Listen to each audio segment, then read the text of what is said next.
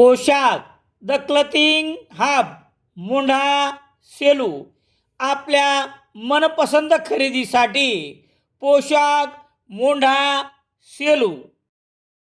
सेलू तालुक्यातील रवळगाव परिसरात सेलू ते सातोना रेल्वे स्टेशन दरम्यान रेल्वे पटरीवर एका 50 वर्षीय इसमाचा मृतदेह असल्याचा मेमो शनिवार 28 फेब्रुवारी रोजी सकाळी 8च्या सुमारास छत्रपती शिवाजी महाराज टर्मिनस ते लिंगमपल्ली जाणाऱ्या गाडी क्रमांक 17057 या देवगिरीच्या चालकाने सेलू स्टेशन मास्तर अजित कुमार यांना दिला होता. त्यानंतर स्टेशन मास्तर यांनी घडलेल्या घटनेची माहिती सेलू पोलीस ठाण्यात कळविली होती. देवगिरी एक्सप्रेस रेल्वेच्या चालकाने स्टेशन मास्तर यांना दिलेली माहिती मधील 50 वर्षीय इसमाच्या मृतदेहाचे उपजिल्हा रुग्णालयात शवविच्छेदन झाले नाही आणि या घटनेची नोंदही करण्यात आली नाही.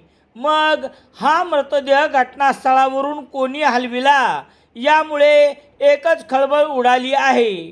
देवगिरी एक्सप्रेसचे चालक यांनी शनिवार 28 फेब्रुवारी रोजी सकाळी 8 वाजता रवळगाव शिवारात रेल्वे पटरीजवळ मृतदेह असल्याचे स्टेशन मास्तर यांना मेमोद्वारे कळविल्यानंतर त्यांनी ही माहिती सेलू पोलीस ठाण्यात कळविली.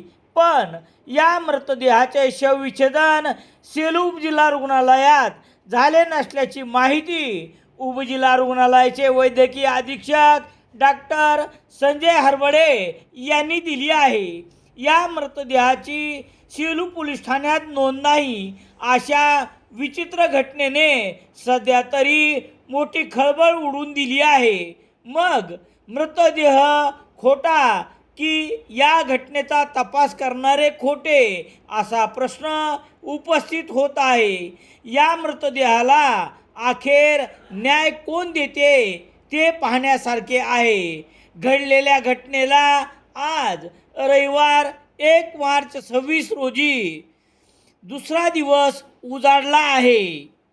इंडियन एक्सप्रेस वृत्तसमूहाचे मराठी दैनिक लोकसत्ता सेलू शहरात मिळण्यासाठी Ram Sonone, Balaji newspaper agency, bus stand, Selu.